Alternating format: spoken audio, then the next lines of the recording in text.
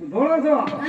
જો તારે ગાલ ફરવા જવું છે કે નથી જવું પછી કહેવાની તારા બાપાને બોલે છે મેં આયા ફરવાઈ નાખ્યું બોલાવું તારા બાપાને બોલાવો ને તારે બોલાવું તારા બાપાને પછી કહેતો નહીં મારે